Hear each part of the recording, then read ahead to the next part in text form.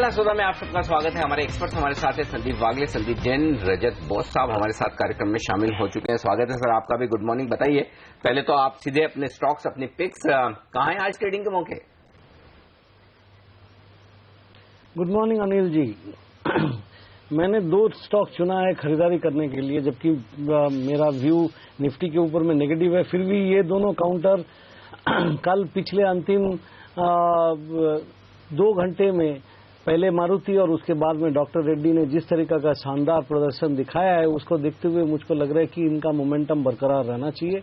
आज जबकि मारुति की रिजल्ट है, वो उसके बावजूद भी मुझको लगता है कि इनिशियली इसका मोमेंटम तो बरकरार रहेगा और खरीदारी चलता ही रहेगा। तो इसीलिए मैं 5810 का स्टॉप लॉस से 5945 और 6022, 6000 की बात आपकी चैनल पे हफ्ते संग कल भी मैंने किया था। आज 6022 तक पहुंचेगा ऐसा उम्मीद मैं नहीं करता हूं, लेकिन इसका टारगेट ये है।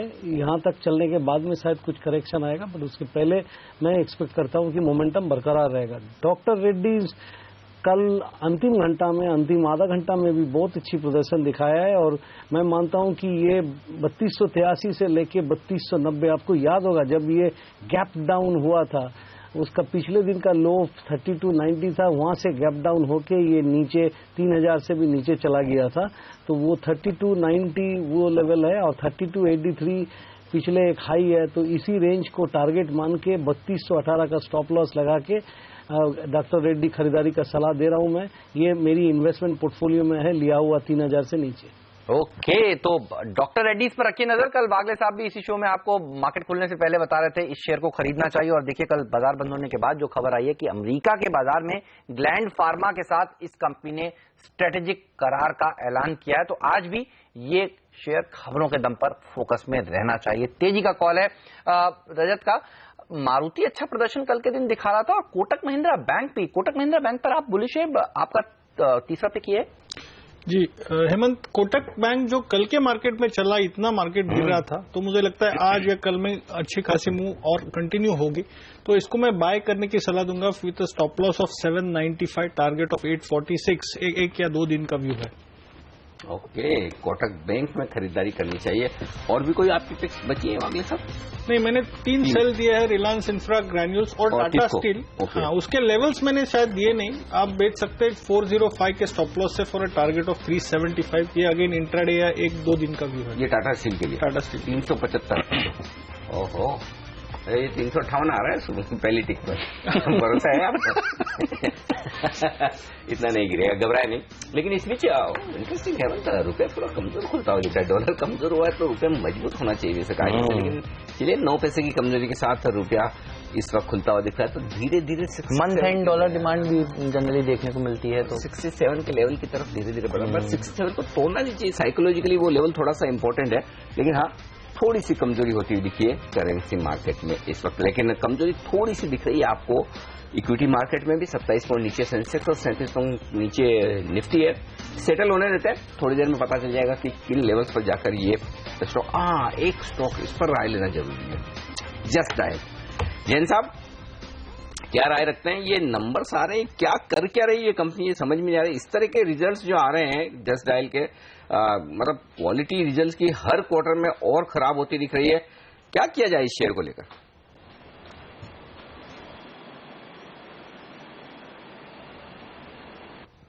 लगता है जैन साहब से हमारा संपर्क कट गया है थोड़ा सा, तो जस्ट डायल के चार्ट्स पर राय ले लेते हैं। रजत जी बताएं सर, क्या करें?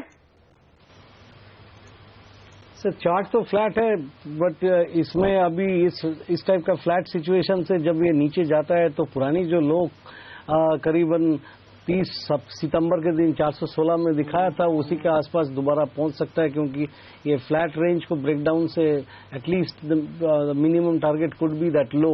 और एक चीज मैं बोलना चाहूंगा, it is one of the rare platform companies available in the market, but platform companies या तो वो मल्टी बैगर बनता है और बहुत बड़ा पैसा कमाता है, या तो वो पैसा खो के अल्टीमेटली इट्स अ कैश गाजलर, ये सस्टेन नहीं कर पाता है। प्लेटफॉर्म बिजनेस के बारे में मैंने जितना पढ़ाई किया है उसमें से यही निकलता है कि एयरबीएनबी, एप्पल या अमेजन बनना बहुत मुश्किल है। ज्यादातर इसमें पैसा खोने की संभावना ज्यादा होता है। और आप देखिए नंबर्स जनरल बता रहे हैं 40 करोड़ रुपए से मुनाफा जो है वो घटकर करीब करीब 29 करोड़ रुपए पहुंच गया है। रेवेन्यू जरूर 10% बढ़ा है, लेकिन मुनाफे का फिगर बहुत ही कमजोरी भरा। मार्जिन्स भी देखिए दबाव में रहे हैं, तो ये नतीजा आज कमजोर है। तो एचयूएल के नंबर्स कमजोर हैं, जस्ट डायल के नंबर्स कमजोर हैं। एक और स्टॉक है टोरेंट फार्मा, इसके नंबर्स तो बहुत डिसअपॉइंटिंग आए। एक बार चार्ट देखकर बताइए वागले साहब, ये कैसा लग रहा है? जब तक मैं नतीजे बताता हूं, 42% से अनिल मार्जिन घटकर सीधे 23% पर आ गए हैं और मुनाफा देखिए 60% घटा है। इसके चार्ट्स कैसे लगते हैं आपको? हेमंत, वीकनेस ऑलरेडी सेट इन हुआ है। 1640 से आई थिंक पिछले 4 या 5 दिनों में ये 1560 तक आया है। 1550 तोड़ देता है, 1548 टू बी प्रिसाइज। मुझे लगता है ये सीधा 1500 के नीचे जा सकता है, तो व्यू तो बेरिश होगा। बेरिश व्यू है, होना भी चाहिए। नंबर्स भी खराब है, चार्ट्स भी खराब है, लेकिन बेरिश या बेरिश या बुलिश, जो भी आपको व्यू रखना हो इंट्राडे के लिए, उसके लिए सही स्टॉक, सही लेवल्स और सही टारगेट्स जो है वो मिलते हैं आपको सुबह 7:30 से 8 के बीच में, जब हमारे 2 कैप्टन खेलते हैं स्टॉक 2020 का मैच हर रोज। तो देख लेते हैं आज कौन से हैं 20 टॉप ट्रेडिंग आइडियाज।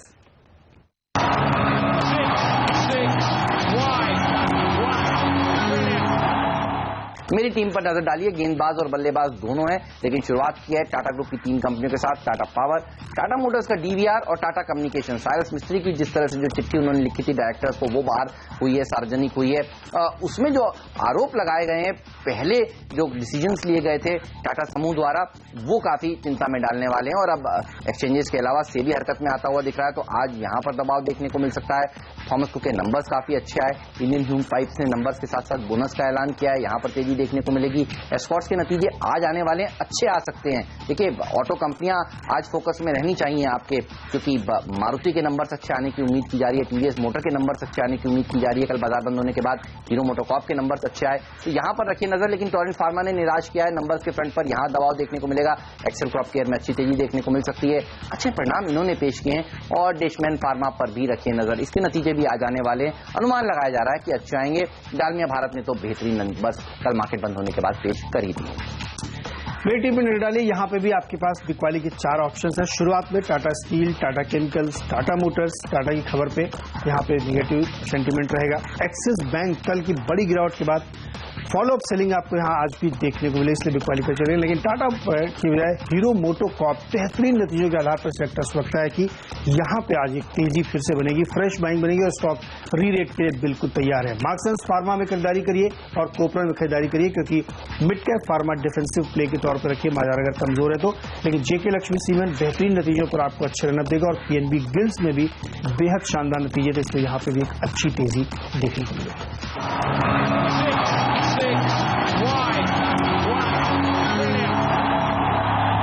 ये वो स्टॉक्स हैं जो आज आपको एक्शन दिखा सकते हैं। आज दोनों ही तरफ के कॉल्स थे, लेकिन एक और खराब खबर आती हुई है, वो देखिए नोएडा टोल ब्रिज के लिए। आप देखिए कोर्ट ने कहा है, इलाहाबाद हाई कोर्ट ने, कि अब ये चुंगी नहीं वसूल सकते। नोएडा और साउथ दिल्ली को ये ब्रिज कनेक्ट करता है और ये स्टॉक के लिए इससे बुरी खबर इसके इतिहास में नहीं हो सकती। और आज देखिए 20% के लोअर सर्किट के आसपास ये शेयर खुलेगा, इस तरह के संकेत मिल रहे हैं। तो इस कंपनी के ऊपर भी नजर होगी। चार्ट्स कैसे लग रहे हैं इसके, क्योंकि आज तो खैर लोअर सर्किट लगेगा। लोगों के पास ये शेयर था, पहले अच्छे प्रदर्शन दिखाए भी थे, लेकिन पिछले कुछ सालों से लोग कह रहे थे कि गलत है, वसूलना नहीं चाहिए इनको, काफी पैसा ये रिकवर कर चुके हैं। इसके चार्ट्स कैसे लगते हैं आपको? हेमंत, काफी साइडवेज है, साइडवेज टू नेगेटिव मैं ये कहूंगा। मुझे ऐसे नहीं लगता अभी 17 रुपए का ओपन अगर होता है तो कहां जाएगा, तो इन दैट सेंस बेच भी तो नहीं सकते, लेकिन लेने के तो बिल्कुल भी कोई संकेत नहीं है पिछले कई महीनों से। लेना नहीं चाहिए, अब बेचने का मौका मिलेगा या नहीं। लेकिन ये ब्रोकरेज हाउस के जो रिजल्ट्स आए कल, IIFL, मोतीलाल, क्या जबरदस्त रिजल्ट्स आ रहे हैं। अच्छा, ये स्टॉक भी क्या भाग चुके हैं। मेरे ख्याल से 3 ढंग के स्टॉक हैं इस स्पेस के लिस्टेड, जो IIFL, मोतीलाल और एडलवाइस। कि बाकी स्टॉक्स में इतनी ब्रोकरेज एक्टिविटी कम है। जियोजीत, BNP 134% बढ़ा है मोतीलाल ओसवाल का मुनाफा। गॉड। और मुझे याद है, मुझे एग्जैक्ट प्राइस तो याद नहीं आ रहा है हेमंत, लेकिन इन्होंने बायबैक किया था एक्चुअली सबसे मैं एक बीच में एक फंड की परफॉर्मेंस देख रहा था। ये फंड ऐसा है इसको ये प्रोमोटर इनसाइडर फंड कहते हैं। ओके, इनसाइडर मतलब ऐसा नहीं कि जो पब्लिक डोमेन में इंफॉर्मेशन नहीं है। जिस फंड ने इस फंड में वही स्टॉक लिए जाते हैं जिनमें प्रोमोटर खरीदारी करते हैं। ओके, ठीक है। अब प्रमोटर बहुत सारे स्टॉक्स में खरीदारी करता है अपने अपने अलग अलग, उनमें से ये फंड क्या करता है, ये फंड ऐसे स्टॉक चुनता है जहां पर उनको कंपनी को और प्रमोटर को लेकर कॉन्फिडेंस है, गवर्नेंस इश्यू नहीं है। ये फंड क्या आउट परफॉर्मेंस करता है दूसरे फंड्स के मुकाबले। अच्छा, ये फंड है किसका? ये मुझे एग्जैक्टली वो ध्यान नहीं आ रहा क्योंकि ये कोई इंटरनेशनल फंड है एक्चुअली। Okay okay. तो इस फंड की खास बात ये है कि इतने तगड़े रिटर्न देता है। इसका मतलब क्लियर है कि वो हम बात कर रहे थे थोड़ी देर पहले कि प्रमोटर अपनी कंपनी से ज्यादा प्रमोटर से ज्यादा कौन जानता है अपनी कंपनी को। एक्सिस बैंक वाली बात। एग्जैक्टली। तो ये एक खास बात है। तो देखिए, जब प्रमोटर्स बायबैक करते हैं और अगर आपको मैनेजमेंट में कॉन्फिडेंस हो तो किस तरह की तेजी होती है। संदीप जैन साहब से पूछते हैं, ब्रोकिंग का बिजनेस भी वो करते हैं और ये ब्रोकरेज स्टॉक्स पर भी उनको पूछते हैं, क्या संदीप जी अभी भी मौका दिखता है आपको कहीं खरीदारी करने का? है तो वैसे आपके कॉम्पिटिटर, फिर भी बता दीजिए। नहीं, ये तो काफी बड़े ब्रोकरेज हाउसेज है, बट ठीक है, रीजनली तो सर्टेनली हम लोग कंपटीशन देते हैं और कई जगह पे कंपटीशन देते हैं इन सारे ब्रांड्स को। बट एक चीज मैं कहूंगा कि सर्टेनली ब्रोकिंग बिजनेस में ये जो भी नाम है सारे, इन्होंने ब्रोकिंग के अलावा नॉन ब्रोकिंग एक्टिविटीज भी काफी की है, एनबीएफसी एक्टिविटीज भी है, तो बहुत बड़ा एक्सपेंशन किया है। एंड मुझे ऐसा लगता है आने वाले दिनों में भी ये कंपनीज अच्छा परफॉर्म करती रहेगी, भले ही मोतीलाल ओसवाल हो या जेएम हो या आईआईएफएल हो, और काफी एग्रेसिव भी है इनफैक्ट, क्योंकि इनका जो कॉस्ट ऑफ फंड्स है वो काफी लोअर साइड पे है। तो सर्टेनली ये लोग की जो ब्रोकिंग में भी जो फंडिंग एक्टिविटी होती है वो बहुत बड़ी इनकम है। इनफैक्ट ब्रोकरेज के साथ साथ इंटरेस्ट इनकम का कंपोनेंट ब्रोकरेज हाउसेज में काफी बड़ा होने लगा है इन टाइप के ब्रोकरेज हाउसेज में। तो मुझे लगता है कि बट स्टिल मैं थोड़ी राय यही दूंगा कि काफी बड़ा मूव आ चुका है, थोड़ा कॉशियस रहना जरूरी है and buy on lower levels only, buy on declines की रणनीति अपनाएं और थोड़ा सा देखें अपॉर्चुनिटीज और भी बहुत सारी हैं मार्केट में, मुझे ऐसा लगता है, तो वहां पे ध्यान देने की कोशिश करें दूसरे सेक्टर्स पे, क्योंकि ये ऑलरेडी ओवरहीटेड सेक्टर हो चुका है। ओके, बिल्कुल आपने सही कहा, इंटरेस्ट इनकम जो है वो बड़ा फैक्टर होता है इनकी कमाई के लिए, लेकिन अच्छा प्रदर्शन दिखाया है मोतीलाल ओसवाल ने, कह सकते हैं इन दोनों नतीजों में। अगर मैं देखूं मोतीलाल वर्सेस आईआईएफएल, तो मोतीलाल के नंबर ज्यादा अच्छे लग रहे हैं, उनका मुनाफा 100% ज्यादा बढ़ा है, इनका 30% बढ़ा है। लेकिन आज टाटा ग्रुप के शेयर दबाव में रहेंगे। टाटा पावर 3% नीचे, टाटा मोटर्स का डीवीआर 4% नीचे, टाटा मोटर्स में गिरावट, टाटा स्टील नीचे। तो टॉप जो लूजर्स हैं निफ्टी में वो टाटा समूह के दिख रहे हैं और अच्छा प्रदर्शन दिखाएगा आईटीसी। इसके नतीजे कल आए थे, कल नतीजों के बाद थोड़ी सी रिकवरी दिखा रहा था, लेकिन आज देखिए ये थोड़ा संभालने का काम कर सकता है बाजार को। और एचयूएल तो एफएमसीजी के ऊपर आज दारोमदार है, एचयूएल भी करीब करीब 1% की मजबूती के साथ खुलेगा, ये संकेत मिल रहे हैं। हालांकि वॉल्यूम ग्रोथ का जो नंबर था वो खराब था, लेकिन ब्रोकरेज हाउसेज अब यहाँ पर बुलिश है और ब्रोकरेज हाउस में भी सीएलएसए बुलिश है, मेनली तो सीएलएसए। तो सीएलएसए की रिपोर्ट का वजन रहता है और उस लिहाज से ठीक है। और दूसरा एक आउटलुक उतना बुरा है नहीं, तो फिर गिरना नहीं चाहिए ज्यादा। और उसी हिसाब से मुझे लगता है टाटा पावर 4% नीचे, टाटा मोटर डीवीआर 4% नीचे, टाटा स्टील।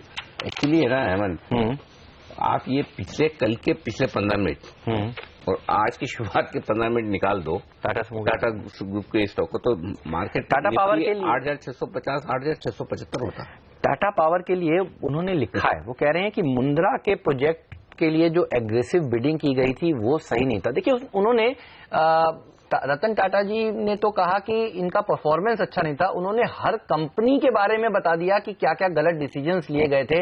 और वो कह रहे हैं केवल 2 ही एक्विजिशंस काम के थे, एक तो जेएलआर का और दूसरा टेटली का, इन दोनों को छोड़ दें तो सारे एक्विजिशंस गलत थे। अच्छा, हम जो इंडिपेंडेंट ओपिनियन देते हैं जो जर्नलिस्ट, एक चीज और मैं बताना चाहता हूँ, ये बात तो सही है, जो वो सवाल उठा रहे हैं उनके जवाब तो देने पड़ेंगे, लेकिन ये जब डिसीजन लिए गए थे तो वो बोर्ड पे डायरेक्टर भी थे, साइरस मिस्त्री साहब भी थे, ठीक बात। तो कई बार ये भी तो सवाल उठना चाहिए कि जब आप बोर्ड पे थे तब क्या आपने इनके अगेंस्ट राय दी थी, या अब अपना हित नहीं दिख रहा है तो अब ये सारे सवाल उठाए। देखिए दोनों सही बात है, हाँ, मतलब बैलेंस चीज होनी चाहिए।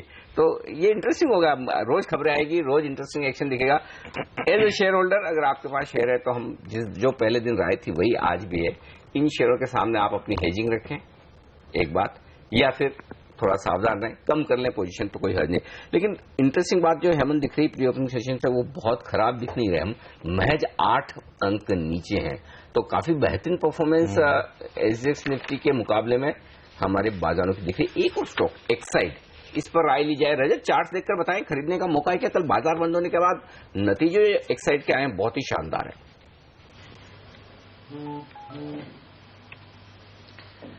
देखिए, एक्साइड ऐसे ही अप ट्रेंड में था और अभी मुझको जो लगता है कि इसको एक टारगेटेड लेवल था करीबन 225 से 230 का, वो रेंज हासिल कर लेगा। थोड़ा सा मार्केट डिप्रेस रहते हुए इसको 210 पार करने में थोड़ा टाइम लग सकता है, लेकिन एक बार 210 का लेवल पार कर जाने से 225 से 230 की टारगेट बन जाएगी। और इसमें अगर कोई निवेश किया है तो उनको 195 के नीचे स्टॉप लॉस लगा के इन्वेस्टमेंट पोजीशन में बरकरार रहना चाहिए।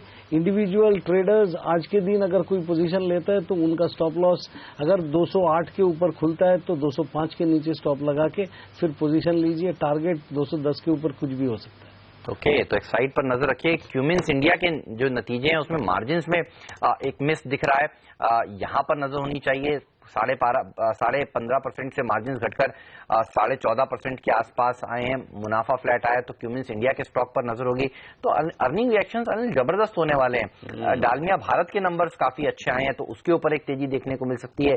जेके लक्ष्मी सीमेंट के नंबर्स अच्छे आए हैं, वहां पर थोड़ी मजबूती देखने को मिल सकती है। लेकिन एक बात वो यही कि इतनी गिरावट होगी नहीं बाजार में, ये समझ में आ रहा है। देखिए, डॉलर इंडेक्स में जो कमजोरी देखने को मिली, ये इंडिया के लिए अच्छी खबर है। एक और बात हेमंत जो दिख रही है, देखिए ये लेवल्स बड़े अहम हैं। 8600 और एक्सपायरी के दिन आप जनरली पोजीशन को सबसे ज्यादा रेस्पेक्ट करना चाहते हैं, उस लिहाज से 8600, इसलिए मैंने शुरुआत में यही एक चीज बोली कि शुरुआत 8600 के नीचे होकर अगर आधा एक घंटे टिके तो फिर कमजोरी होगी। नहीं तो क्या होगा, मंदी करने वाले ट्रेडर्स भी ये सोचेंगे कि देखिए टाटा ग्रुप की इतनी खबरें आई खराब, लीवर के रिजल्ट खराब, ग्लोबल मार्केट्स खराब, फिर भी क्यों नहीं गिर रहे हैं, तो फिर शॉर्ट में रहने में समझदारी है क्या? तो पहला आधा घंटा हम पूरा एक्शन आपको बताएंगे कि किस तरफ होता है। लेकिन एक चीज बहुत पक्की है, आज आपको मौके दोनों तरफ मिलेंगे ट्रेडिंग के, एक्शन दोनों तरफ होने वाला है। और ऐसे में लेवल्स से ट्रेड करें, लेवल्स पर प्रॉफिट बुकिंग करें और लेवल्स पर एंटर करें। चलिए शुरुआत इस बीच, हाँ, हीरो मोटोकॉर्प 1% मजबूत दिख रहा है इस वक्त, यहाँ पर पॉजिटिव शुरुआत होगी। आईटीसी 1% मजबूत दिख रहा है, लीवर 1%, एशियन पेंट्स। तो एफएमसीजी और कंज्यूमर स्पेंडिंग वाले शेयर आज एक्शन को लीड करेंगे। ये तीनों टॉप गेनर हैं। हीरो मोटोकॉर्प को भी काफी हद तक आप कंज्यूमर स्पेंडिंग से जोड़ सकते हैं। पहले हरे निशान के साथ 1 पॉइंट ऊपर दिखा था सेंसेक्स, फिलहाल 20 अंक नीचे है।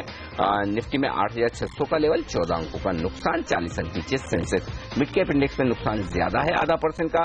बैंक निफ्टी 50 अंक नीचे खुलता हुआ दिख रहा है। कहां से आ रही है कमजोरी? सिर्फ और सिर्फ टाटा ग्रुप से। चारों टॉप लूजर टाटा ग्रुप के स्टॉक से, Tata Power, Tata Steel, Tata Motors DVR. इसके अलावा Axis Bank, Excel Tech, SBI की कमजोरी है, टीसीएस कमजोर है, तो ये तमाम शेयर हैं कमजोरी की तरफ। आइए मजबूत क्या है?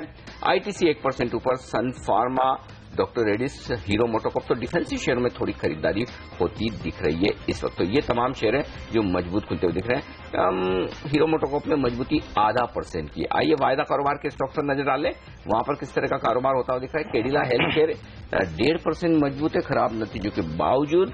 ब्रिटानिया 1% ऊपर है। टीवीएस मोटर्स नतीजे देगा उससे पहले मजबूत है। आइशर मोटर्स मजबूत है। टू व्हीलर शेयरों में खरीदारी होती दिख रही है। Torrent pharma top loser 6%, Tata communication 5%, Tata global 4%, Tata chemical 3%। शुरुआत के 8 स्टॉक में से सिर्फ एक टोरेंट फार्मा को छोड़ दीजिए, बाकी तमाम टाटा ग्रुप की कंपनियां जो है कमजोर।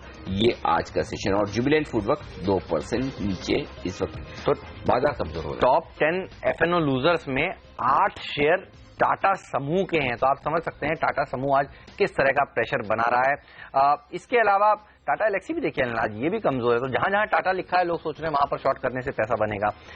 टोरेंट फार्मा 7% नीचे, नंबर तो बहुत ही खराब आए थे। कैडिला हेल्थ केयर में लेकिन तेजी देखने को मिल रही है।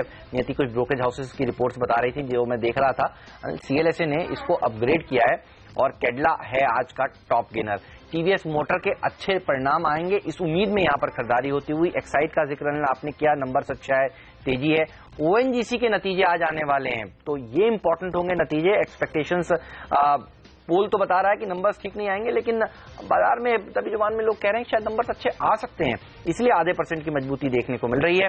हीरो मोटोकॉर्प के नंबर्स अच्छे, कोलगेट में तेजी देखी जा रही है आज के सत्र में, और मारुति भी देखिए मजबूत है। तो नंबर्स के लिहाज से मारुति के नंबर्स इंपॉर्टेंट होंगे, टीवीएस मोटर के, फोर्स मोटर के और एस्कॉर्ट के ये नंबर्स आज आने वाले हैं। ऑटो पैक के ऊपर आज फोकस रहने वाला है बाजार का। बिल्कुल, और हीरो भी निचले स्तरों से रिकवर करने की कोशिश करता हुआ दिखा है। तो शुरुआत में जो प्रॉफिट बुकिंग आनी थी शायद आती हुई दिख रही है, बाजार स्टेबल होते हुए दिख रहे हैं। हेमंत 8,575 मेरे ख्याल से तोड़ा नहीं है। जी हाँ, 8583 तो अहम सपोर्ट लेवल अभी भी इंटैक्ट है। एक्सपायरी का दिन है, इतना जल्दी शायद शुरुआती कारोबार में ताकत आजमाइश होगी, कौन भारी पड़ता है। तो आधा घंटा शुरुआत का बड़ा इंटरेस्टिंग रहने वाला है, मजा आएगा, देखेंगे कि कहाँ किस तरह का एक्शन होता है। लेकिन जो जहां एक्शन हो रहा है उस पर फटाफट राय ली जाए। टोरेंट फार्मा, वागले साहब 1472, 6% आज का एक्सीडेंट। अब क्या किया जाए अनिल जी? सबसे मुश्किल यही होता है एक्सीडेंट के बाद जो समेटने की प्रोसेस होती है, तो मतलब व्यू देना भी मुश्किल है। अभी ये लेवल पे आप अगर आपने बेचा है पहले तो आप कवर कर लीजिए, फ्रेश बेचना है तो बाउंस बैक के लिए वेट कीजिए। जो मैं समझता हूँ 1520, 1540 ये लेवल्स आएंगे तो ही बेच सकते हैं, नहीं तो वो भी नहीं कर सकते। इंडियन होटल्स भी देखिए ये भी नीचे है, तो टाटा समूह तो पूरा का पूरा नीचे ही आज ट्रेड कर रहा है, 7% की गिरावट। कल ये खबरें आ रही थी कि इंडियन होटल्स में जो सीईओ लाए गए थे साइरस मिस्त्री द्वारा, हो सकता है वो इस्तीफा देके चले जाएं, और उन्होंने जब से आए थे तब काफी अच्छा काम किया था, काफी एसेट्स बेचे थे, चाहे घाटे में ही बेचे लेकिन बेचे थे, जिसके चलते परफॉर्मेंस अच्छा देखने को मिल रहा था। अब हम बात कर भी रहे थे कल आखिरी सौदा में इसकी, और आप देखिए 7% की गिरावट यहां देखने को मिल रही है। नोएडा टोल ब्रिज सबसे बड़ा एक्सीडेंट ये है, सर्किट लग गया है, लोअर सर्किट 20% का आप देखिए, और 1.25 लाख शेयरों में ही लग गया है। तो लोग बेचने के लिए यहां पर आ गए हैं, कोई खरीदार नहीं है। अब ब्रिज में चुंगी ही नहीं वसूली जाएगी तो फिर ब्रिज किस काम का। तो ये दिक्कत की बात है इस शेयर के लिए। ITNL जैसी कंपनियों के ऊपर भी रखिए नजर, बल्कि टोल कलेक्शन वाली कंपनियों के ऊपर अब नजर होगी। हालांकि सब कुछ खत्म नहीं हुआ, अभी हाईकोर्ट का फैसला है, ये शायद सुप्रीम कोर्ट भी जा सकते हैं। तो यहाँ पर इंट्राडे में कभी शॉर्ट नहीं करना चाहिए, नेवर नो, वो खबर आ जाए कि सुप्रीम कोर्ट में इन्होंने अपील कर दी और कोर्ट स्टे दे दे। लेकिन इस समय क्योंकि खराब खबर है, यहाँ पर देखिए दबाव देखने को मिल रहा है। एवरॉन एजुकेशन, यहाँ पर कुछ खबरें थी कि एक्सचेंजेस इसको सस्पेंड करने वाला है, इन खबरों के चलते देखिए 13% की गिरावट देखने को मिल रही है। काफी सारे एक्सीडेंट्स हुए हैं आज सुबह, और एक्सीडेंट अगर आप पूरे समूह में देखें तो टाटा ग्रुप से बड़ा एक्सीडेंट कोई नहीं नजर आ रहा। बिल्कुल, और गिरावट भी मतलब गजब हो रही है, कहीं रुकने का नाम नहीं ले रही है।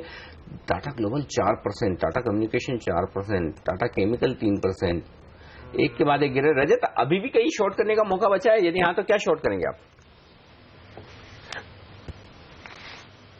देखिए, टाटा ग्लोबल 137 के नीचे जाने से फिर ये और नीचे जाएगा, उसके बाद में 133, 127 ये दोनों ये हो सकता है। मैंने तो पहले सोचा था कि ये 150 के ऊपर में सस्टेन करके अभी ऊपर की तरफ चलने वाले हैं, लेकिन अभी ये जो उनका जो लेटर पड़ा है उसके बाद में पता नहीं क्या क्या निकलेगा, तो इसलिए ये एक वीक काउंटर ही है। और ऐसा देखिए, अभी जो प्रश्न अभी तक आया नहीं है सामने, वो अभी आएगा कि स्टील बिजनेस, इसमें कॉस्ट ऑफ कैपिटल रिकवर नहीं होता है, तो फिर टाटा स्टील क्यों नहीं बेचा जाए, बहुत ऑलरेडी ऊपर चल चुका है।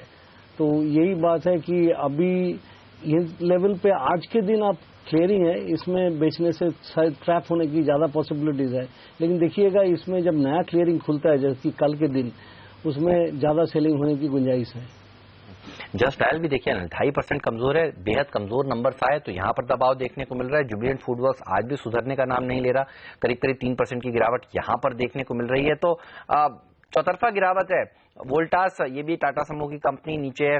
टाइटन टाटा समूह की कंपनी है, लेकिन आप देखिए शायद फेस्टिवल सीजन है तो इतनी गिरावट नहीं हो रही, लेकिन लाल निशान में तो ये शेयर भी आज के दिन ट्रेड करता हुआ आपको नजर आएगा। MRF ये थोड़ा सा मजबूत है।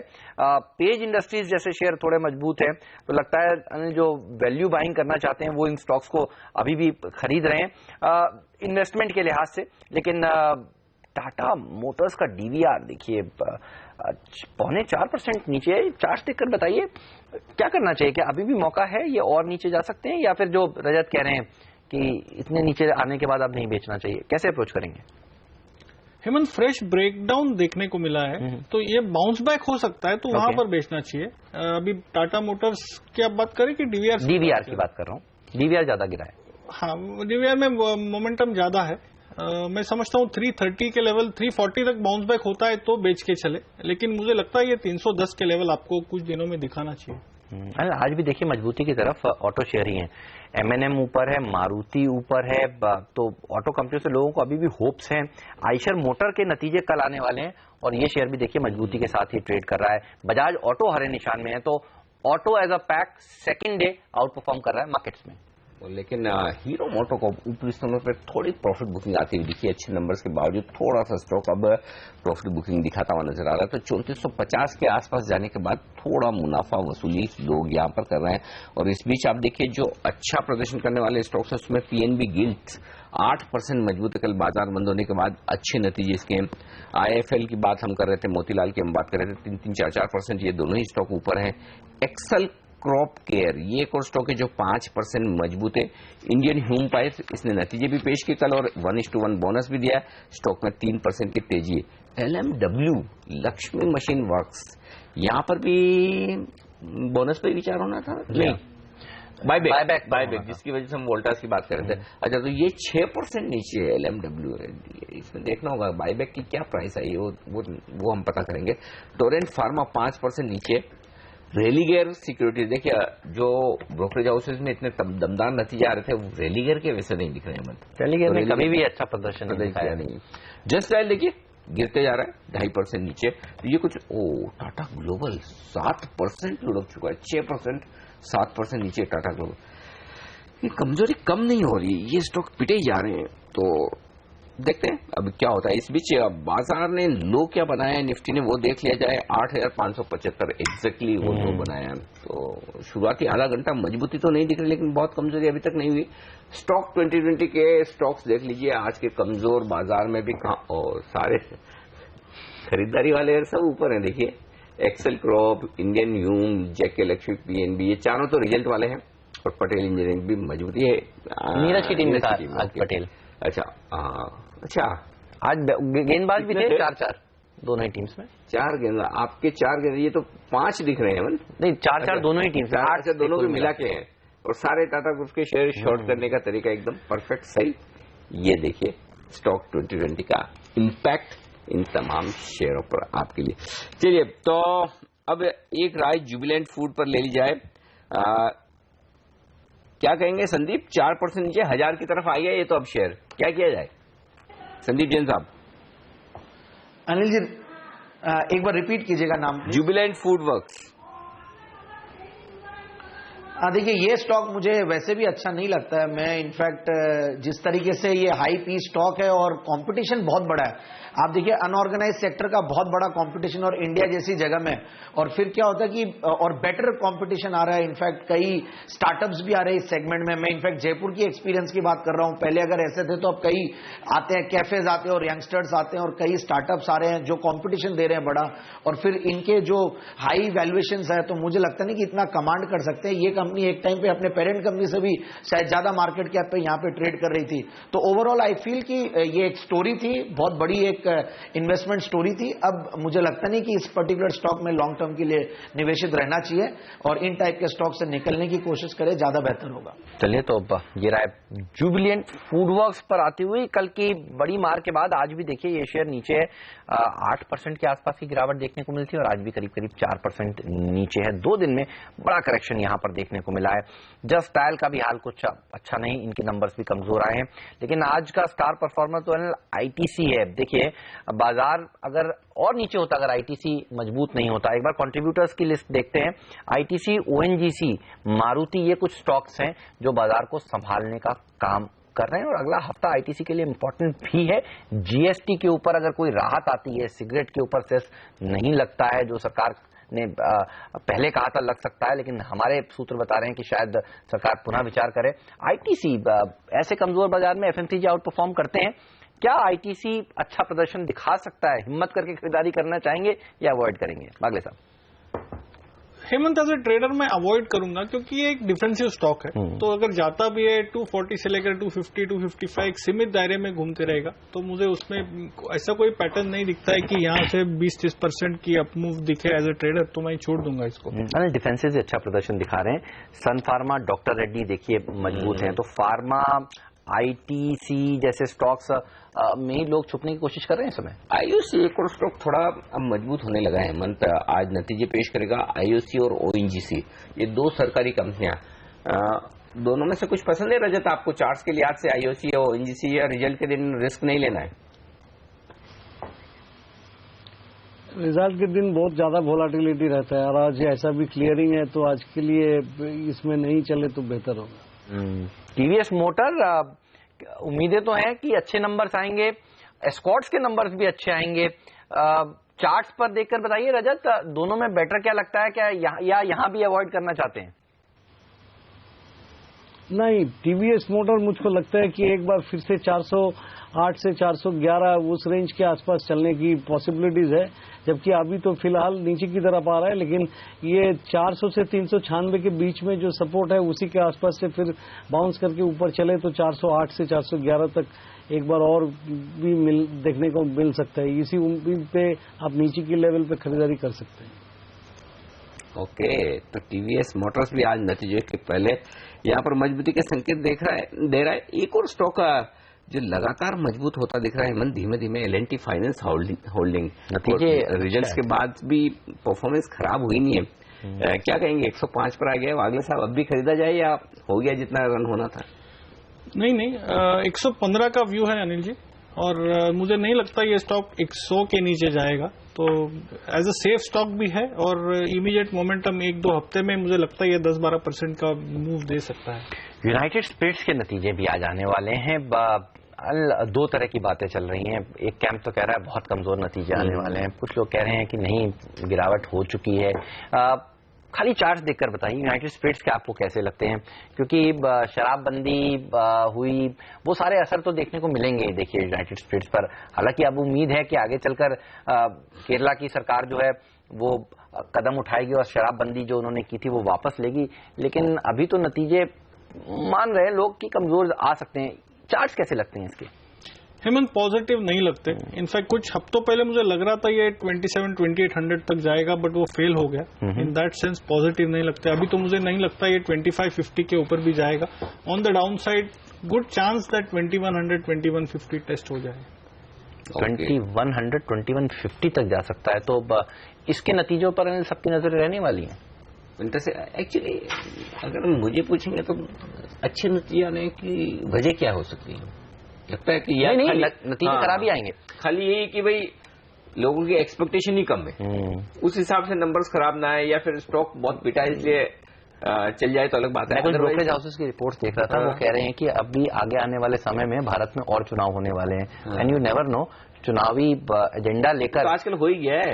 कम से कम शुरुआत एजेंडे में तो आप शामिल कर ही सकते हैं, और वही खराब कर देता है मूड। बाद में करें नहीं करें वो अलग बात है। शामिल करने का तो वो सही है आप जो बोल रहे हो, और वो पहले भी होता था, लेकिन अब क्या हो गया, चुनाव जीतने के बाद लोग लागू करने लगे।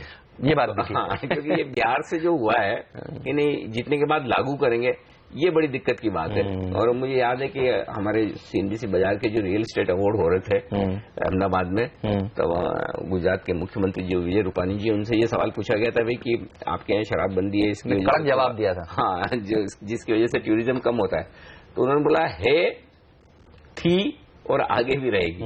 मतलब अभी सरकारें बहुत जल्दी से इसको बंद करने की, अच्छा ये खबरें भी काफी दिनों से आ रही थी कि केरल से हट जाएगा, कर्नाटक से हट जाएगा बैन, लेकिन हो नहीं रहा है।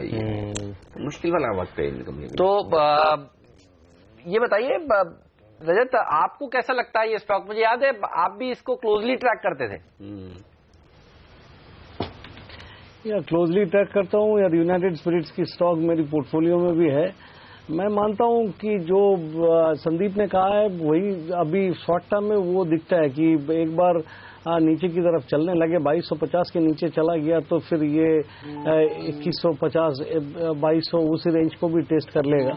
बट इसमें अगर किसी ने निवेश करता है तो उनको थोड़ा लॉन्ग टर्म सोच के ही करना पड़ेगा। अभी इन दिनों में अभी कुछ नहीं होगा, अभी माहौल ऐसा है कि कोई ना कोई खराब खबर इसके बारे में आ जाएगा और फिर ये 100-150 रुपये का पिटाई हो जाएगा, ऐसा चलता रहेगा। अभी इसको भी आप लोग, जैसा टाटा ग्रुप के शेयर अभी आया है कुछ क्लाउड के अंडर, तो ये तो पहले से ही था। इसको शॉर्ट टर्म मतलब इवन 1-2 ईयर पर्सपेक्टिव में भी लेने से थोड़ा दिक्कत हो सकता है।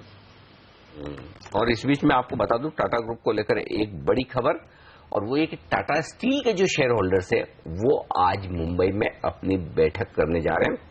जाहिर सी बात है कि उनका जो निवेश है टाटा ग्रुप में, टाटा स्टील में खास तौर से, उसको लेकर वो चिंतित है कि अब जो डेवलपमेंट सामने आ रहे हैं उसको लेकर क्या इनका इरादा, तो मैनेजमेंट से वो सफाई मांगेंगे या फिर मिलकर अपनी रणनीति बनाएंगे, या फिर ये भी हो सकता है कि वो रेगुलेटर से कहेंगे भाई आप देखिए ये तमाम मुद्दे जो हो रहे हैं। अच्छा, इनमें जो नाम सामने आ रहे हैं वो दोनों ही तरह के हैं, फॉरेन इन्वेस्टर्स भी हैं और साथ ही घरेलू निवेशक भी। जो कुछ बड़े नाम JP Morgan, CLSA, HSBC, Credit Suisse, Morgan Stanley, UBS, ये तो है इंटरनेशनल बड़े इन्वेस्टर, बड़े brokerage house. Kotak securities, Motilal Oswal securities, ये घरेलू ब्रोकरेज हाउस है, तो ये बड़ी अहम बैठक होगी। अच्छा, क्रेडिट स्विस कहता था कि इनको अपने एसेट्स बेचने ही पड़ेंगे, तभी इस कंपनी का भला हो सकता है, और एसेट्स बेचने का काम कर रहे थे साइरस मिस्त्री जी को, जिनको बाहर का रास्ता दिखा दिया गया। उन्होंने जो कल पत्र लिखा है उसमें कहा है 18 बिलियन डॉलर का जो ओवरऑल नुकसान हो रहा है इस समूह को, उसमें से 10 बिलियन डॉलर तो टाटा स्टील के यूरोप का कारोबार है। तो अगर यूरोप का कारोबार नहीं बिकता है तो दिक्कत हो सकती है। बिल्कुल, एक चीज बहुत साफ है जो लेटर को पढ़ के समझ में आता है, जो नुकसान वाले कारोबार है ना, कट। बिल्कुल, ये साइरस मिस्त्री जी का बहुत सिंपल फंडा है। आप एविएशन में पैसा नहीं बनाएंगे, क्यों पैसा गला रहे हैं? नैनो बनाकर पैसा नहीं बनाएंगे, क्यों गलाएंगे? कोरस आपने ले ली, अच्छी बात है। एक्चुअली क्या है, ये इमोशनल इश्यूज होते हैं कि हमने जाकर अंग्रेजों की एक कंपनी खरीदी है, इसे हम कैसे बेचें? ये उन्होंने लिखा है, रतन टाटा का नाम लिखकर लिखा है कि रतन टाटा जो कंपनी चला रहे थे वो इमोशनल बेसिस पर चला रहे थे, बिजनेस रैशनल था नहीं। अब जनरली एविएशन कारोबार में इस समय उतरने के बाद, जब याद है कंपनी ने की थी VRL लॉजिस्टिक्स ने, शेयर ने कैसा परफॉर्म किया था, उनको वापस लेना पड़ा था अपना ये फैसला। टाटा में तो क्या चल जाता है कि आपकी इतना बड़ा ग्रुप है ना कि कौन सी कंपनी से कब, कहां से, कौन से ट्रस्ट से पैसा डालोगे, तो अदरवाइज अगर आप सिंपल ये बोल दें इस कंपनी से एविएशन में पैसा जाएगा जो लिस्टेड हो, कोई टाटा स्टील हो या टाटा मोटर्स, वो लोग अपने आप उसको शॉर्ट कर रहे हैं। एनीवे, लेकिन ये इंटरेस्टिंग होगा, देखते हैं आज ये जो बड़ी अहम बैठक होने वाली इन तमाम एक्सपर्ट्स की, उसमें क्या कुछ निकल कर आता है। लेकिन फिलहाल हमारे एक्सपर्ट से विदा लेने का वक्त है। वागिल साहब, जैन साहब और रजत जी, बहुत बहुत शुक्रिया सर आप सबका हमारे लिए वक्त निकालने के लिए और सेक्टर्स और स्टॉक्स पर, बाजार पर अपनी राय देने के लिए। बाजार इस बीच 85 अंक नीचे, सेंसेक्स पर निफ्टी 8575 को अब तक होल्ड कर रहा है। स्टॉप लॉस ट्रिगर नहीं हुआ है शायद टेक्निकल बातों का, ये कह सकते हैं हेमंत। और 0.5% मिड कैप इंडेक्स कमजोर है, 0.5% बैंक निफ्टी कमजोर है, ये है। अच्छा, बैंक निफ्टी पे भी अहम लेवल जो 19,300 का है अभी तक वो टूटा नहीं है। लेंगे एक ब्रेक, और ब्रेक के बाद हमारी खास पेशकश दिवाली के इस मौके पर। जी, हम बात करेंगे हम ICICI प्रूडेंशियल म्यूचुअल फंड के MD निमेश शाह से इस ब्रेक के बाद।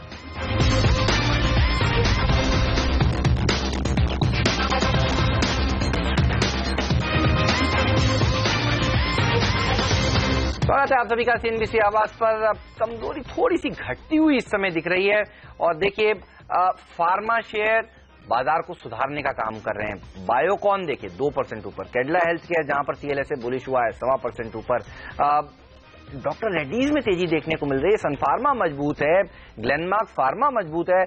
फार्मा शेयरों में लोग छुपने की कोशिश कर रहे हैं। ONGC के नतीजों से पहले ONGC मजबूत और ITC के नंबर्स कल आए थे, उसके बाद शेयर थोड़ा सा सुधार दिखा रहा था, लेकिन आज ज्यादा सुधर रहा है, और ये वो सिंगल स्टॉक है जो सबसे ज्यादा कंट्रीब्यूट कर रहा है निफ्टी में तेजी की तरफ।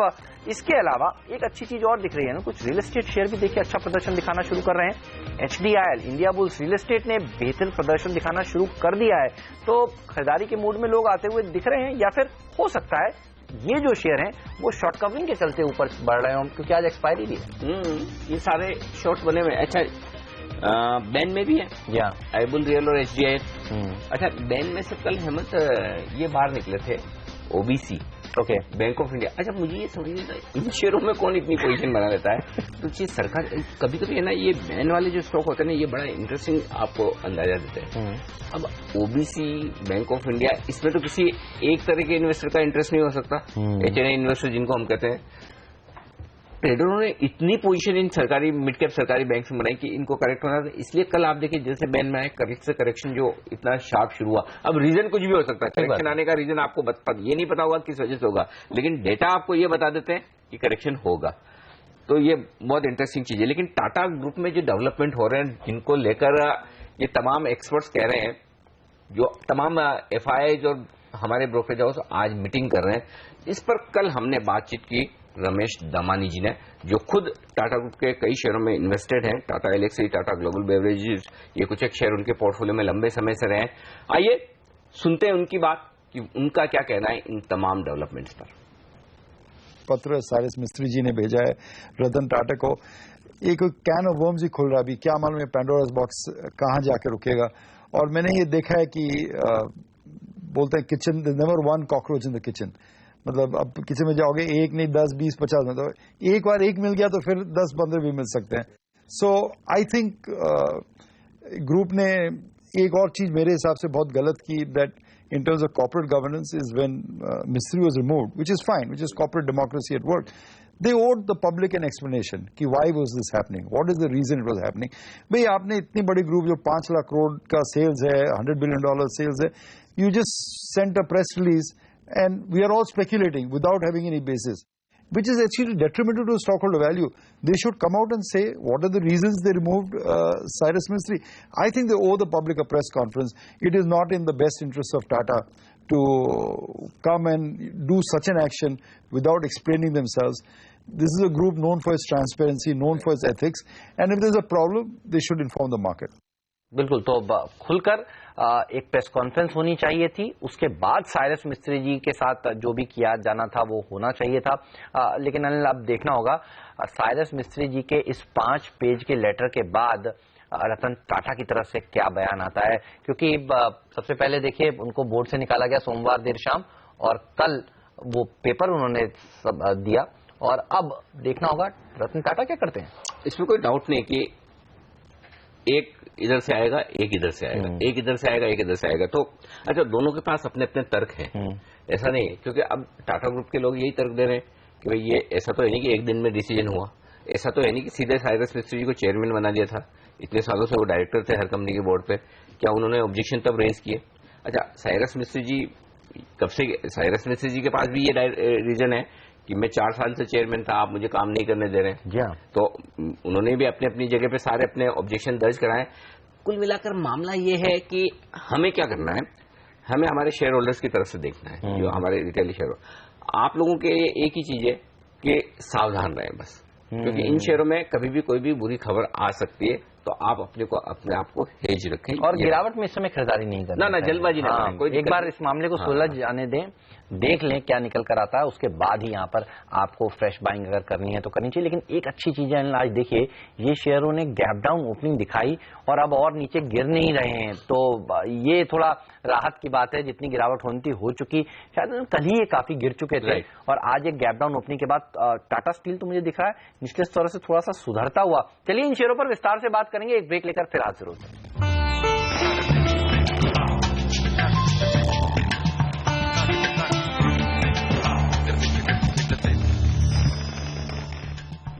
दिवाली का मौका है और हम आपको बता रहे हैं ऐसे स्टॉक्स जो आपको लॉन्ग टर्म में बेहतरीन पोर्टफोलियो शेयर शामिल साबित हो सकते हैं। लेकिन उससे पहले आप देखिए बाजार का मूड थोड़ा सा सुधरता हुआ दिख रहा है, निचले स्तर से थोड़ी रिकवरी, और फार्मा शेयर ही बाजारों को सुधारने का काम करते हुए।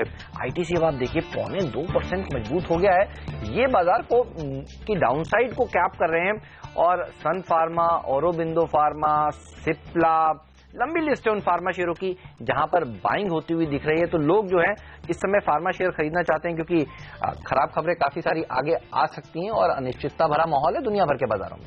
ये बात सही है डिफेंसिव के हिसाब से। और मैं परसों इंटरव्यू कर रहा था नीलेश शाह का जो दिवाली पर, और उनका ये कहना था कि डिफेंसिव में अब एक ही डिफेंसिव बचा है और वो है फार्मा, क्योंकि फार्मा में जितनी बुरी खबरें आनी थी आ चुकी है। अब अच्छा, दूसरा उन्होंने एक बड़ी इंटरेस्टिंग बात की है, वो ये थी कि इन तमाम फार्मा कंपनियों में अब समझ में आ गया कि यूएस एफडीए क्या चाहता है और हमें उसको किस तरह से कंप्लाई करना है। पहले पता नहीं था, तो एक एक करके हर कंपनी में कैसे निकली खबर, क्योंकि वो सिस्टम आपको पता नहीं है। अब सबको समझ में आ गया कि यूएस एफडीए ये चाहता है, ये प्रोसेस होनी चाहिए, तो इसलिए धीरे धीरे सारे मैटर क्लियर हो रहे हैं। तो फार्मा शेयर अब डिफेंसिव हो गए, लेकिन देखते हैं अब इन डिफेंसिव शेयरों से बाजार कितनी मदद ले पाता है, लेकिन कुल मिलाकर एक चीज क्लियर है, 8,575 तोड़ा नहीं है और 8,600 के ऊपर निकलने की कोशिश बाजार कर रहा है, तो थोड़ा ऊपर आने की कोशिश तो है। चलिए, तो ऐसे माहौल में जो लोग खरीदना चाहते हैं लॉन्ग टर्म के लिए, उनको कौन से शेयर खरीदने चाहिए? धर्मेश कांत हमारे साथ जुड़ चुके हैं, मोतीलाल ओसवाल सिक्योरिटीज के रिटेल रिसर्च हेड। स्वागत है आपका। और सबसे पहले दीपावली की ढेरों शुभकामनाएं। बताइए, सबसे बेहतरीन शेयर आपको इस समय कौन सा लग रहा है? गुड मॉर्निंग अनिल जी, हेमंत जी, सीएनबीसी के एंटायर टीम और व्यूअर्स को हमारी ओर से, मोतीलाल सिक्योरिटीज की ओर से दीपावली की हार्दिक शुभकामनाएं। संवत 2073 मुझे लगता है कि 2072 से काफी अच्छा होना चाहिए एंड उस हिसाब से अर्निंग्स ट्रैजेक्टरी भी चल रही है। सो स्टे इन्वेस्टेड, डरने की बात नहीं है और ऐसे गिरावट की अपॉर्चुनिटी यूटिलाइज करना चाहिए क्वालिटी स्टॉक्स में जाने के लिए। दीपावली के हिसाब से, मतलब संवत टू संवत के हिसाब से अगर देखें तो 3 स्टॉक प्ले मैंने सेलेक्ट किए हैं इसके लिए, और इसमें सबसे ऊपर वाला नाम जो है वो LIC हाउसिंग फाइनेंस का रहेगा। एक काफी सॉलिड कंपनी है, पिछले 3-4 साल में ग्रोथ ट्रैजेक्टरी देखें तो कंसिस्टेंट ग्रोथ ट्रैजेक्टरी 15-16% का इसने दिखाया है लोन बुक ग्रोथ में। बेसिकली ये हाउसिंग लोन सेगमेंट को कैटर करती है। अराउंड 98% ऑफ द जो लोन बुक है आज की डेट में इसका हाउसिंग लोन से रिलेटेड है। 88% डायरेक्ट रिटेल हाउसिंग लोन का है, बाकी 10% लोन अगेंस्ट प्रॉपर्टी से है। स्ट्रैटेजिक फोकस मैनेजमेंट ने शिफ्ट किया कॉर्पोरेट लोन से हाउसिंग लोन में आने का, और वहां से फिर इसमें अच्छी ग्रोथ ट्रैजेक्टरी देखने को मिली। हर आदमी को घर चाहिए और बेसिकली ये semi urban area, rural area में 20 से 30 लाख के टिकट साइज के लोन बुक्स देता है और वहां पर बहुत बड़ा ट्रैक्शन दिख रहा है। गुड मानसून, 7 पे कमीशन, इसका बेनिफिट इसको मिलेगा। इंटरेस्ट रेट सिनेरियो जो गिर रहा है उसमें फॉलिंग इंटरेस्ट रेट सिनेरियो में 80% ऑफ द इसका मार्केट बॉन्डिंग रहता है, तो उसका भी इसमें मार्जिन का इम्पैक्ट मिलेगा जो कि पॉजिटिव रहेगा। फेवरेबल निम्स इसके सुधरते हुए नजर आएंगे। हम लोगों का ये मानना है कि आने वाले 2-3 साल में 20 से 21% के आसपास इसका लोन बुक ग्रोथ और प्रॉफिटेबिलिटी ग्रोथ रहेगा और 20% से ऊपर का ROE रहेगा। तो सारे रिटर्न रेशियोज के फंडामेंटल्स आप देखें तो काफी स्ट्रांग है। इसमें आप निवेश कर सकते हैं करंट भाव पे, और अगर थोड़ा गिरावट आता है मार्केट के कारण तो भी वहां पे निवेश करें। और 1 साल के नजरिए से जो स्टॉक प्राइस का टारगेट निकल के आता है और अराउंड 750 का है। ओके, तो LIC हाउसिंग फाइनेंस ये है पहला स्टॉक जहां पर आप लॉन्ग टर्म निवेश के लिहाज से मौके ढूंढ सकते हैं। बताएं धर्मेश, दूसरा स्टॉक कौन सा है? अगेन फाइनेंशियल स्पेस ही रहेगा।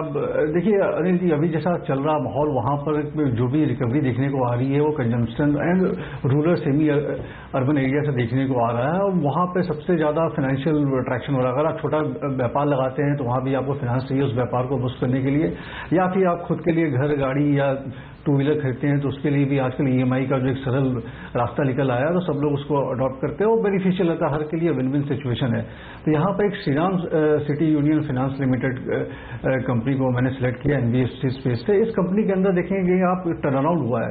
अराउंड FY 13 से 16 तक का इसका जो लोन बुक ग्रोथ था अराउंड 7% के आसपास था। अब उसमें बहुत बड़ा एक अपसाइड देखने को मिल रहा है। बेसिकली इन्होंने अपने बिजनेस को रिस्ट्रक्चर किया। पहले गोल्ड फाइनेंसिंग में ज्यादा काम करते थे, अभी गोल्ड फाइनेंसिंग से ये नॉर्मल फाइनेंसिंग स्मॉल एंटरप्राइज को फाइनेंस में आ गए। Around 54% of the loan book जो है वो SME सेगमेंट को है। 5 से 10 लाख के टिकट साइज को, छोटे व्यवसाय के लिए किसको दुकान लगाना है या छोटा बिजनेस करना है तो उसमें ये लोन देते हैं। वहां पर इनके रिटर्न रेशियोज भी सुधरते हुए नजर आए।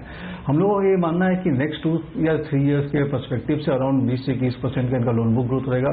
उसी तरीके से इनकी प्रॉफिटेबिलिटी भी ग्रो करेगी और रिटर्न रेशियोज काफी इंप्रूव होंगे। सो बहुत बड़ा कैंडिडेट है री रेटिंग के लिए। आज इसके अर्निंग्स भी आने हैं और जिस तरह से अर्निंग्स में आपको ये सेम ट्रैजेक्टरी दिखेगा ग्रोथ का, तो वहां पर इसमें री रेटिंग मिलेगा। 1 साल के नजरिए से अगर आप इसको बाई करके चलें तो अराउंड 3000 रुपए का इसका पर शेयर टारगेट प्राइस निकल के आता है। स्ट्रॉन्ग कंपनी, श्रीराम ग्रुप की कंपनी है। So management credentials are all well established और गुड बाई। ओके, तो स्टॉक पर रखिए नजर और अपना तीसरा पिक भी बताइए धर्मेश। या तीसरा पिक ऑटो एंसिलरी स्पेस से रहेगा। अमर राजा बैटरीज पे थर्ड बाई कॉल है, अराउंड 1250 के प्राइस टारगेट के लिए। देखिए बैटरी सेगमेंट में अमर राजा बैटरीज ने काफी उम्दा परफॉर्मेंस दिया है पिछले 3-4 सालों में। कंटिन्यूअस गेन किया इन्होंने मार्केट शेयर में, both industrial segment as well as automotive segment में। OEM एंड रिप्लेसमेंट सेगमेंट में भी इसकी एक अलग पहचान बनी है, वहां भी काफी अच्छा इनको ट्रैक्शन मिल रहा है। OEM सेगमेंट में अब थोड़ा सा एक्साइज से इनको एज मिला है है मार्केट शेयर गेन करने में। लेड एसिड की ये बैटरी बनाते हैं, वहां पर सेकंड लार्जेस्ट मैन्युफैक्चरर है कंट्री में। लेड प्राइसेस काफी बिनाइन रहे हैं, मतलब काफी नीचे के स्तर पर रहे हैं पिछले दिनों में, एंड अभी भी कोई बड़ा इसमें प्राइस ट्रैक्शन मिला नहीं है। सो इनपुट प्राइस का एक बेनिफिट तो इस कंपनी को मिल ही रहा है।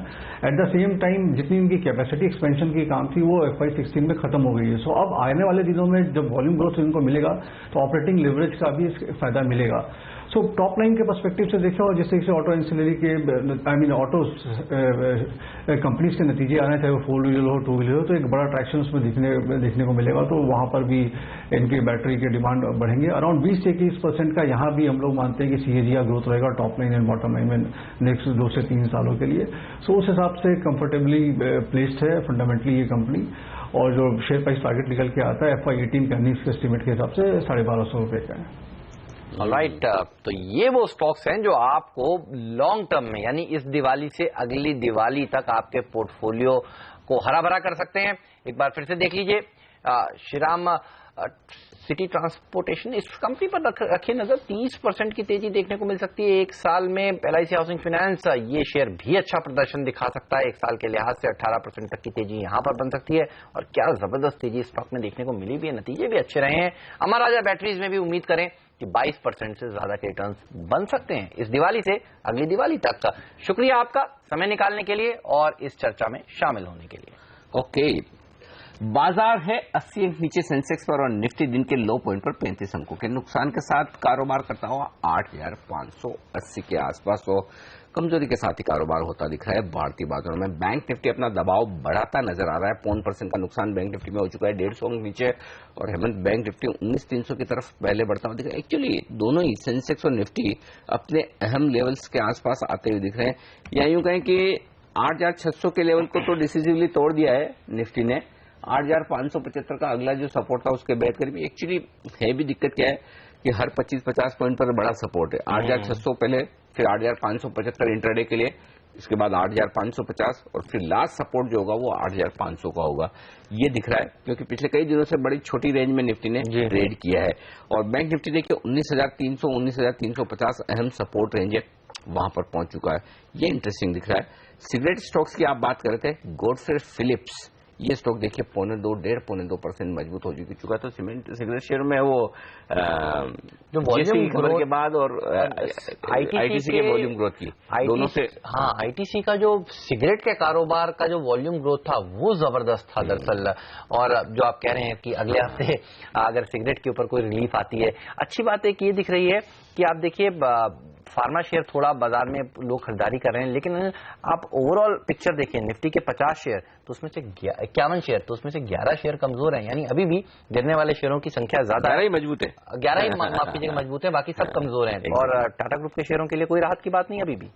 ऊपर जो रिकवरी आई फिर से खत्म हो रही है एक्चुअली। जो थोड़े बहुत निचले स्तर मेरे को लग रहा है वो खाली शॉर्ट कवरिंग थी। कल जो आप कह रहे थे टाटा ग्रुप के शेयरों में बड़ी डिलीवरी बेस बिकवाली हुई है और आखिरी 15 मिनटों में जैसे लेटर आया लोगों ने शॉर्ट किया, तो वो रिस्क नहीं रखना चाहते हैं या बिकवाली जो भी। आज सुबह सुबह गैप से जो नीचे मिला उसमें काफी लोगों ने शॉर्ट कवरिंग जरूर की, लेकिन अब वापस से ऊपरी स्तर पर बिकवाली साफ तौर पर होती नजर आ रही है। और जुबिलेंट कह रहा है कि कंज्यूमर सेंटीमेंट सुधरने की कोई उम्मीद नहीं है। तो कंजम्पशन, अब देखिए, तो नतीजे कमजोर, ऊपर से मैनेजमेंट की तरफ से इस तरह के बयान आते हुए कंजम्पशन सेंटीमेंट में सुधार की उम्मीद नहीं। इसलिए देखिए कल शेयर 8% गिरा था और आज भी 4% से ज्यादा की मार झेलता हुआ। बिल्कुल, तो खराब होता हुआ दिख रहा है ये शेयर।